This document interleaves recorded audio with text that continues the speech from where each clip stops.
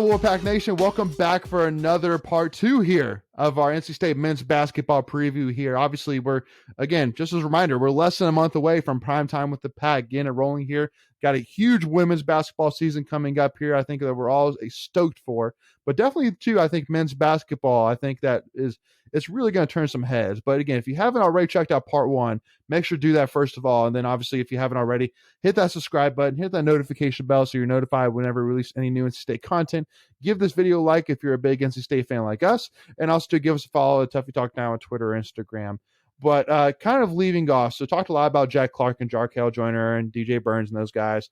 But one last guy I wanted to kind of talk about here was LJ Thomas, who's a freshman guard, was rated a 4-star prospect by ESPN, ranked the number 138 overall prospect in the country, averaged 18.5 points, 4.2 assists, and 3.5 rebounds per game last year.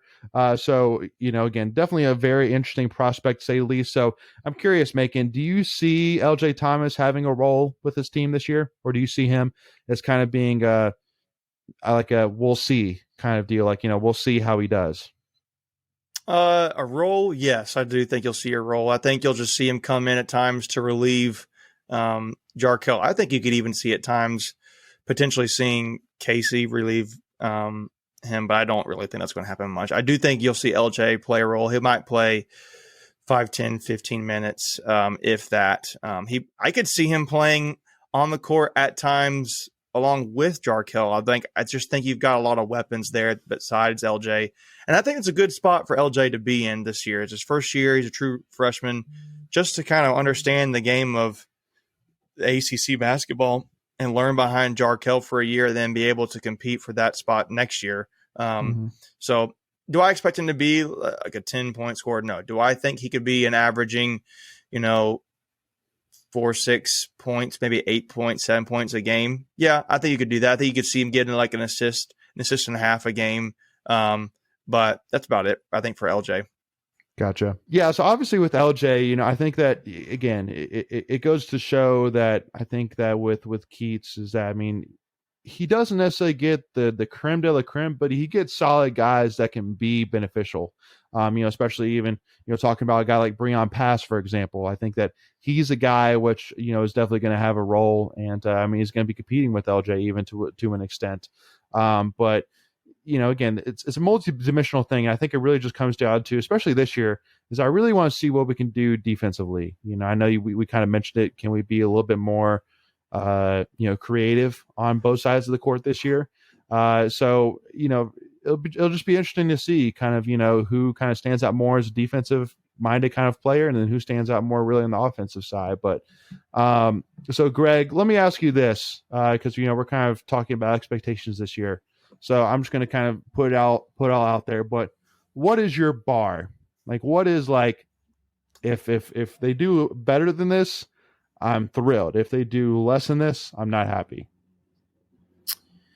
Yeah, I think for me, probably middle of the pack ACC, seventh place, maybe 8th place. I think that's a spot where you're competing for a tournament bid. Mm-hmm.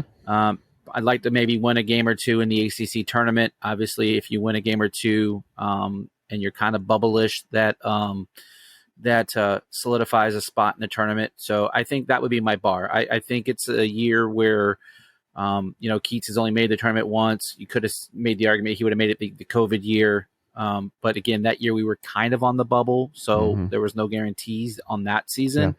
Yeah. So really he's only been in this tournament solidly one time. So I think it's time for us to make a little noise in those regards in the postseason. Absolutely. Michael, what you got for your bar? Yeah, similar to Greg, I just think you have to make the NCAA tournament. I think we will. Yeah. But yeah, you think we will? That's pretty much. I think we will, but that's pretty much. I think that's kind of a hot take. Yeah. That's good. It is a little hot to make the NCAA tournament. Have we before under Keats? Yeah, a little bit. Well, but yes. But I'm saying honestly that because we should have much bigger goals than making the NCAA tournament. Look, so that's why to me, you said the line. You said the line. I'm like the line is getting there or not getting there. What's the minimum? And yeah. So, but getting hey, what are your reasons we think we get there? Is it because we've had changed players and staffs and just totally changed everything, or what are your thoughts? Yeah, I mean that's mine, and I haven't heard a lot of buzz about the ACC this year. I mean, you got Carolina, Miami should be pretty good, but other than that, I think Notre Dame will be pretty good. But Virginia Tech, I don't think Virginia is going to be as good as they have been. I mean, Duke will be good again just because they have all the they didn't 5 make the stars. tournament last year, did Virginia they? Tech, Virginia Tech. Yeah, Tech will be up Virginia there. Tech's will be good. Wake Forest will be better. I mean, obviously had a Wake great Forest was year. right there last year. I mean, They're not a great year. Not a great year. They didn't make the Florida tournament. State's so you can't really say always it was a got great some year. really good players and good teams lately. yeah, but Syracuse, I don't know, guys. But remember, if you remember last year, everyone was saying it was a very down year for the ACC, And we were right? still bad. And granted, Carolina made the run. I know we still finished 13th, right? We finished so bad we didn't even We get didn't invited have to the Manny ACC Bates. Big We didn't Ten have a point Challenge. guard that was effective, and that's a whole host of reasons. Yeah. But Yeah. I'm picking. But yeah, Yeah, which it is kind of funny though too how Cam Hayes and Mr. Number 47 are bonding right now at LSU together. So interesting little thought, to kind of run with. Which, by the way, too, it is kind of funny how I think it honestly is as a trend now that everybody calls him Number 47 now. I think it's almost like a unison. We started thing. that. Everybody knows that he's not his name. He's Number 47. So, but anyway, yeah. I mean, I think for me, because again, just to me, I have much bigger goals than just getting to the NCAA tournament. Again, to me, honestly, again, I look at the getting to the NCAA all right, tournament. Mackenzie. Well, no. Well, and again, I'm not necessarily I think saying we like win it we're all, going to get there. Well, and again, I mean, because again, I'm not necessarily saying like we're going to win it all here. I'm just saying that for a team that has as much tradition as we do, for a team who has the resources that it does, the competition as due, being in the ACC, we need to have much bigger goals than just making it to the tournament. We need to be competing for ACC championship. Like, that, not saying that's where we are, but I'm saying that's what we need to eventually be doing. That should be what we are competing for. So to me, honestly, I think for Keats, that especially with this group that you have, to me, the bar is making this a NCAA tournament. It really is to me. I think that you need to get to the tournament at least, but also just like Greg said, you need to be competitive in the ACC. You can't get blown out by UNC. You got to be competitive with UNC. I'm not necessarily saying that you have to beat them, because obviously they're really good this year, but that pays to be seen as well. Can they duplicate? Can they handle all the preseason hype? We'll see about that. But either way, you just can't get blown out. You got to be competitive. Think about it this way, though. We haven't been to the Sweet 16 in like 7 years. That's right. crazy. It was that long ago. And I also would say too Don't that say that. That sounds so bad. Yeah. No, but I mean, but Yeah. we're No, I talking know, but just expectations don't here. say though, it right? out loud. It's- just hand sign hurts it. so bad. It hurts so bad. yeah. Yeah. Makes me want to cry. Yeah. No, Yeah. I mean, again, I agree with you, Leighton. We have a very rich tradition, but we have to learn how to walk before we can run. And so, we've only made it to the tournament 1 year, and we lost to Seton Hall in Keats' first year. Yeah, it was first year. First year. Yeah. We haven't been there since. And this is what, year This will be year 5, 6? Six. I feel like State's been wandering Six, in right? the desert for like a long time. It's Well- like, just give me some water. Let my people go. Yes. Let my It's people like, just go. help me out Well, here. Well, again, I mean, because I remember seeing a list last year of like the worst college basketball programs, and you see like all these nobodies, and then you see NC State, and it's like this is a team that I mean is universally known. I mean, just because of the fact of our '83 title run and the Survive and Advance documentary. So to think about that we have that reputation, and then to see us on a list of the worst college basketball programs in the country, it's like, that's not acceptable. That is 100,000% unacceptable. I mean, 100,000. I mean, we invented cutting down the nets for college basketball. Yeah. We invented that's- ACC basketball. Yeah. I mean, So yeah, I get it, and it hurts. We to not invented be calling relevant timeouts, in- right? At the end of the game. I thought that was Jimmy V's thing, right? Yeah. So the fouling fouling, the fouling at the end of the game. But yeah, here's yeah. I think ultimately to your original question, Leighton, when you said It's basically what is the bar? Make it or what? What's a good season? What's a bad season? Yeah, I agree. I think we're all consensus here. It is the NCAA tournament or bust. And I got a odd feeling this could be the last year we have to see Keats, even though there's a big buyout relatively on his contract. If he can't make that tournament, if you're Boo Corrigan, do you just continue to say, yeah, we're good with an 8th year or whatever it is, or what? I mean, not 8th year. I was thinking of the Sweet 16 number, but like if it's 7th year, it's been, we haven't made it unless we made it that first year. We made it that first year with Keats. Made the first year. Yeah, and that was it. Yeah, and we got blown out. Yeah, it wasn't even close. And this is year 5, year 6. 6. Yeah. I don't know if Boo Corrigan's not the guy I hired. And right. You're not winning. I mean, I get it's not football, and I think Boo's more of a football-minded guy. Football is where the money's going to be at moving forward, but this is a bread and butter tradition, rich history you're talking about late. I got a feeling that if he does not get the tournament this year, I don't know. It's going to go now. He's going out and recruiting really well, really hard, and getting the guys in to say, I think, hey, I got a future here. But I think it's NCAA tournament bust. And if we can make, let me say this, I will predict this, sort of. If State makes the NCAA tournament this year, is Keats in the conversation for Coach of the Year? In ACC, that's sad. In ACC, of but course not the nation, no. But no, yeah, Mike Elko could be Coach of the Year for Duke and be 500. You get what I'm saying? Or Steve Forbes, make a bowl game, be Coach of the Year. I'm talking about for Keats. Steve Forbes, right. Exactly. They didn't even make it. Right. Exactly. That's an even better point than what I was trying to make. He was Coach of the Year, didn't even make the tournament. Yeah. That's exactly right. Yeah. Here's the thing to keep in mind too. The NCAA tournament's pretty easy to make nowadays, right? With 68 teams and the play-in, that you can make the argument that college that even hurts you more. Right? Don't say that like that. Okay.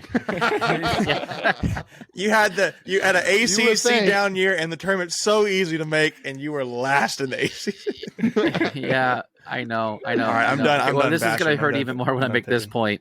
No, I get it. But this point's going to hurt even more. God. You only need 3 studs to really make the tournament. Like basketball. I mean, 2 last year. You can turn it quickly. Yeah. You know what I mean? Well, like look at Auburn, look at Tennessee, look at Miami. I didn't think Carolina was star-studded last year. I mean, you had Baycott, you had the white guy who could really shoot. I can't remember the guy's name. Brady Manick. It looked like homeless. Brady Manick, and the guy who's still there, Caleb Love. Yeah, I don't. Lucky. I mean, beyond that, I don't really think they were like stars on that team. You get what I'm saying? No, they're really good players. Yeah. I'm only throw up saying that about Carolina, but still, like that was. I mean, they didn't have the studs. You get what I'm saying? Right. So, right. Yeah, I agree with you. You need just a couple of studs to get there, and you've got one in Turquavian. Sure. The question is, do you have one in other places? And I would say you kind of need studs who can do a little bit of everything. So that's why I'm a little bit nervous with Burns being an offensive guy, not really defensive. Can he improve defensively, which I think was where the weight loss stuff will help the first step there. Yeah. Dusan Mahorchik, he's a defensive guy. Can he be an offensive guy? Can Greg Gant and those guys, can Casey become that? Can people stay healthy? Yeah, that's the other thing, right? So that too. But yeah, you're right. Yep. 2-3 players, it's all you really need. It can be done. Yep. Well, and I mean, definitely looking too, like at the schedule. So our first 5 games in the ACC. Because again, obviously we could talk about the bad boy mowers battle for Atlantis, which is definitely going to be bad boy mowers crazy with the Kansas. But even looking at the ACC, so I mean, you start off with Pitt at home, at Miami, which be tough. Louisville at home, at Clemson, then Duke at home. So I mean, obviously, it's look. Pitt. Go ahead. Pitt's a bottom dweller. That's winnable. Miami's tough. Duke's going to be tough, but I mean, Clemson's beatable. I mean, you come out of there 2-1. You come out of there 2-1 because you got home games there, so that helps. Right, exactly. And that's exactly my point. It's kind of the same thing where if it was at Louisville, then maybe we'd be having a different conversation. If it was at Duke, we'd be having a different conversation. So that's kind of Right. You coach. Right. Which, yeah. But it's still crazy to me with Louisville. And again, this is the expectations that Louisville has for itself. But I mean, this guy had Louisville like top 10 in the country, even top 5, even flirted with it at one point. Like maybe a season or two ago during the regular season, they were top 10, even top 5, even. So it's just that just kind of shows you that unfortunately for Louisville, as much as as amazing as Lamar Jackson is, just the money goes to basketball. That's just really where it is. Yeah. Which obviously a lot of that has to come down with Kentucky. Yeah. Hey, I'm looking here. Right. Just had an article for bustingbrackets.com and just preseason power rankings for the ACC this year. And I think states that this particular site has State right at the 9 spot, which is middle of the road ACC. That's a whole lot better than you were last year. That's ahead of teams like Boston College, Pittsburgh, Georgia Tech, Syracuse. I'm trying to remember the other ones I saw there, but you're definitely behind Wake Forest, Duke, Carolina. You're behind Virginia Tech. You're behind Miami, and I think Florida State and Virginia. I think were the other schools that I've listed more than 8 there, but you're in the middle of the ACC, ballpark. I think the schedule at times, I think there's not like a stretch of games where I'm looking at the schedule and I'm like, that's like, Whoa.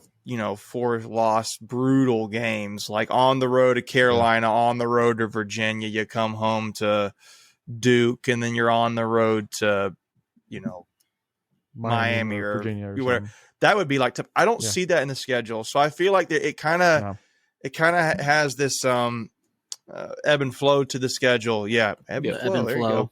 Yeah. But I thought the schedule was fair to State this year a little bit. So I agree. Me too. Yeah.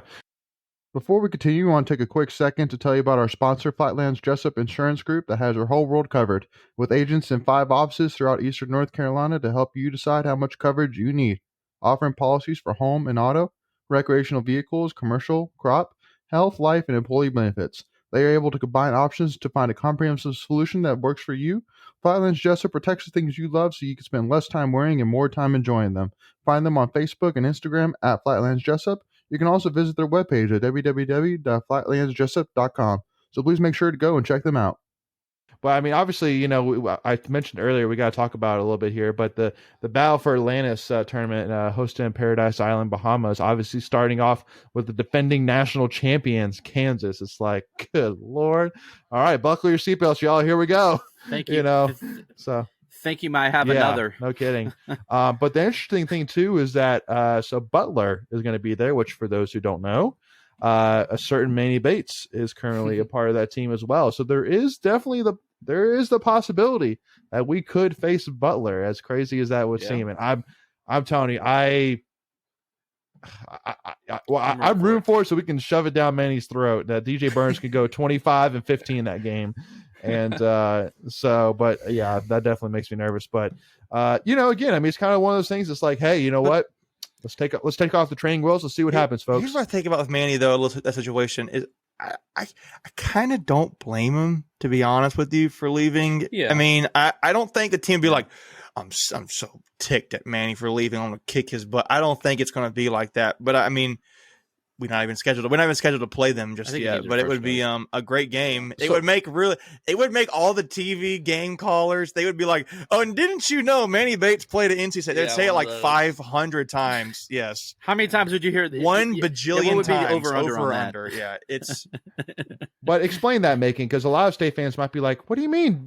Don't blame Manny Bates?" So kind of explain your reason. Well, he got injured, and he was there. You had the other guys leaving. The guys that came in with Jericho Helms left, Cam Hayes transferred out. I honestly can't remember who left the team last year. Sebron, he's gone. Your weapons, so to speak. Your two of your leaders fired. Yeah, I don't really. I just don't blame him for leaving. From a personal perspective of, I want to have a future in basketball. I mean, do you really want to be on a team the following year? In his mind, he doesn't know what the roster is going to look like. Right. Yeah. Well, that's exactly. gonna look- Well, and that's exactly And it. granted, you could make an argument. Well, he could be the leader and the guy, and you got to take ownership, and it's your team. You commit. I mean, yes, I hear all those points, and they're fair to make, but it's just Maybe it puts yourself in that position a little bit too, and it's like, okay, if I'm looking at making millions versus not. Wouldn't you put yourself in a situation that might be a little bit better for 1 year? Yeah. 1 year. I mean, maybe he was there for State. He could have left the year before. People don't remember that either. He could have left the year before. So, Yeah. What to me, it's not so much that he left; it's where he went. I think that's more of the. If you had to, you could have gone to. You could have gone to. I mean, anywhere. especially you could have gone to. Well, Georgetown was on the list, so that would have, to me, that made more sense with Patrick Ewing being there. I mean, granted, it's not a great school, but you can get developed, right? I could see people being like, okay, he goes to Oklahoma State. That makes sense. He goes to a Wisconsin. That makes sense. Yeah. If he goes to heck, he goes to Pittsburgh. Power that Five. Makes sense. Maybe not Pittsburgh, but maybe not Pittsburgh. That's a bad example. Sorry about that, guys. I will say no, but a Power Five school. The only thing with Butler is they did hire Thad Matta, who's made a couple Final Fours with Ohio State. So I think that really is something that's kind of being overlooked. He's their new coach. Yeah, but I do agree with you, and I do kind of want to summarize that point. That basically, that at the time, Manny Bates did not know if Terquavian Smith or Steve Brown was coming back, and so if he decided that he wanted to stay, and then all of a sudden Big T's not coming back, Steve Brown's not coming back, and Keats doesn't really have any horses, then who's dishing him the ball? Who's dishing the ball? But Manny Bates is kind of screwed. He can't really make those blocks. Or if he decides to leave last minute, well, you're kind of putting yourself in a tough situation because a lot of teams might have already filled spots. But if you leave earlier, it gives you an opportunity to kind of fill one of those spots a little sooner. Let me make a point here, though. I think State shouldn't be like, people hear us say like, oh, he's transferred to Wisconsin or he transferred to Oklahoma State. I think State fans should not settle either in that perspective. Like, oh yeah, they're the better program than us. I think maybe in this moment, some of these programs are like Alabama basketball might be a better program than NC State basketball right now, and that's really tough to kind of swallow. But it's like, hey man, like State fans though should not tolerate anything less. Like and this is where I'm gonna get a little bit of soapbox, but like Jay Billis saying a few years ago that like State should never think they're going to be any better than what they are right now because they live in the back corner or the in the same sidewalk or the same side of the street as or the other side of the street as Carolina and Duke, and Carolina they're just the redhead. Like he didn't say redhead stepchild, but he basically said State shouldn't expect to be like that. And I'm like, you might as well like, who was Butler before Brad Stevens? Who was Duke before Mike Krzyzewski? Yeah. It takes one coach, and who was Texas Tech before Chris Beard, who was you could go in a whole host of range, right. So that whole argument that one really does take me off a little bit. It'd be one thing if we hadn't won anything ever, but we've got those two banners right behind Greg. So I know they're a long time ago, but it's still tradition and it's there. Who was I just think State can be anything that they want to be. It's just a matter of getting the right guy and being competent and coaching. Now I think Keats has an opportunity to prove this year that he's got the guys he needs. He's built the depth. He's built up you've earned some of the trust back in the offseason from the fans. I'm trying to get back on track here. But I think he's an opportunity. Yeah. Yeah. But the fan base is there. Like the fan base is yearning, right? To like, you see what we do in bad years in football. Like we still pack out Carter Finley, pun intended, right? Now we could get on a whole nother soapbox tirade about tirade. Thank you. It's getting late, but about PNC, not being the greatest, I don't know, but it can be. I don't know, but if you get a full PNC arena, I think that whole argument is kind of silly. To me, the idea of playing, this is a hot take. I agree. Sometimes. This is a hot take. People may think this what I'm about to say is blasphemous. The idea of playing in Reynolds sometime for men's basketball games, it would be fun, but I'm not saying playing better in PNC. Maybe playing in old Reynolds would have been better, but it's just a different environment now. And now would it be great to consider building a arena on site? Sure, but I think PNC is a fine place to play. I think it's really great place to play. I think a lot of schools would love to have a venue like PNC Arena. It's just State fans can pack out that place. They just need something to cheer for, and they've had 30 years. They need a reason. Well, and again, so let's put it as kind of like a this side or that side. 40. So let's imagine that basically like the one side is like Duke and Cameron Indoor, where like Cameron Indoor is it is Duke basketball through and through. And I'm not necessarily saying, I'm just saying that basically from the standpoint of that it is Duke and there's nothing else. It is Duke. And then the other side, you have like University of Pitt for football at Heinz Field, where it's like, okay, that is always going to be Pittsburgh Steelers Stadium. I get it. Pittsburgh Panthers are playing in it. So the beautiful thing is what I'm saying is that PNC Arena is kind of the in between perspective, where it's not really just Carolina Hurricanes and State is there. Technically, we own it, don't we? Don't we own it? It's a 50 share, right? 50. But I'm just saying from a identity standpoint, it's not just the Carolina Hurricanes Stadium and we're playing in it. It's both. But here's the thing. I mean, if State could build a Coliseum similar to what Reynolds was, that would be 10 to 12,000. Awesome. It'd be great. I just think people bashing PNC would be money. It's just like a little. I mean, I don't want to say dumb, team. But it's like, come on, like it's this is a pretty sweet venue.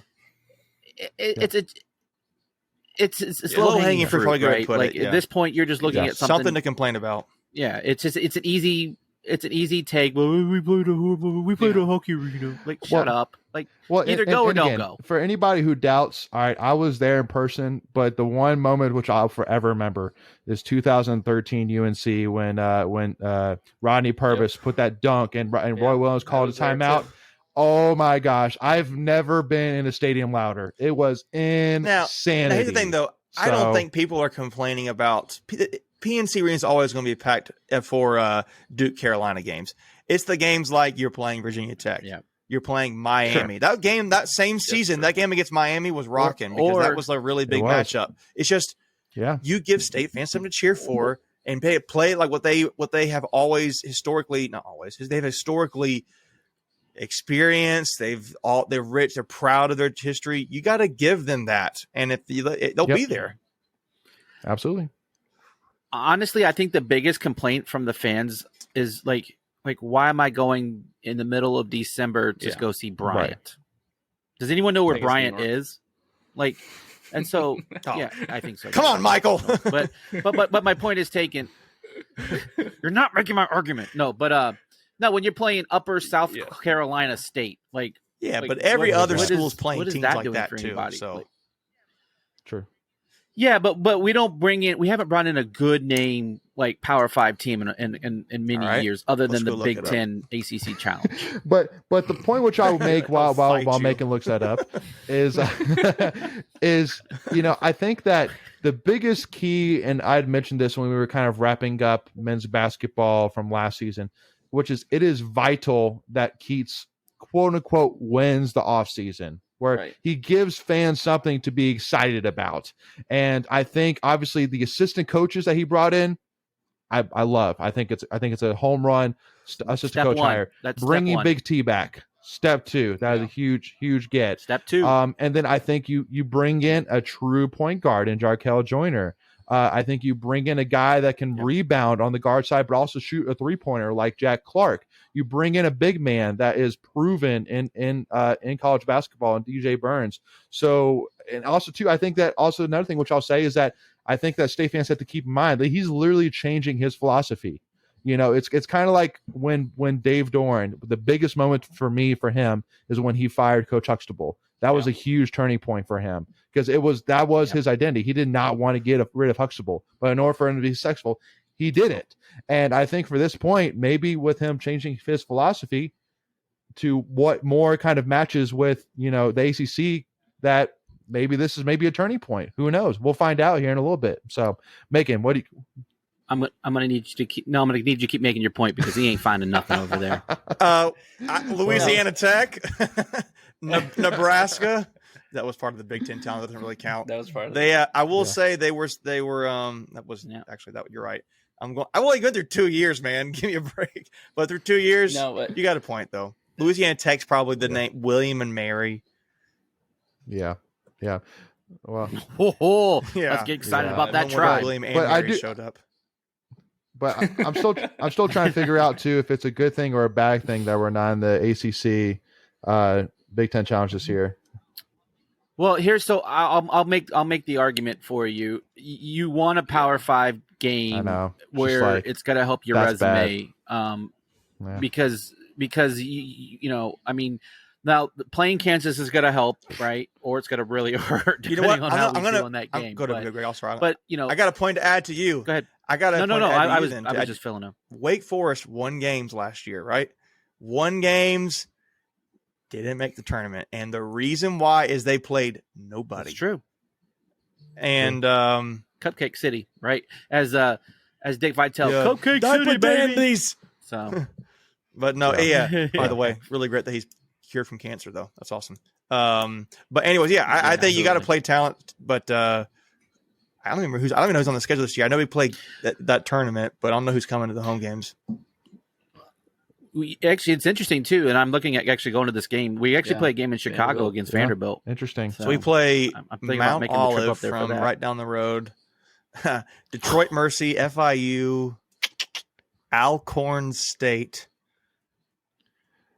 Alcorn State, the fighting. And if I know one thing about them is that that was no, we don't. That was an old schedule I'm looking at. I'm telling you guys wrong. I was gonna say. Hold on 1 second. It's like Alcorn State. We play Copen State. I'm totally guys. It's guys. Another historically black. It's bad. I think it's Copen State. To sum it all up, the out of conference is bad outside of the tournament. also Macon is dumb. But no. But there's a reason, right? Because you don't know what kind of talent you have, so you don't want to schedule the big boys and just. I got no problem with it because you have your guaranteed 3 games in the Bahamas. One of them is now against the defending national champs, and then you've got 2 other like top 50 teams. Well, then you're going to face either Dayton or Wisconsin. Yeah. So you're going to face either Dayton or Wisconsin. I will say I'd rather play Kansas in the Bahamas than at Lawrence Fieldhouse. Sheesh. Yeah. Here we're playing the schedule. That's what it is. Austin Peay University. Couldn't tell you where the heck that is. Austin Peay. Okay, Campbell. That's never Texas, heard of I believe. I'm kidding. FIU, Elon. The fighting and then that tournament, Kansas, Dayton, or Wisconsin, and then somebody else. We do play William and Mary. We play Copen State, Copen State, and Furman. Those are all of the home games. Furman will be a good. Furman will then be. We have Vanderbilt, team. and then we have Vanderbilt in Chicago. Yeah, and it's an odd note. One that's interesting that I kind of forgot about. We play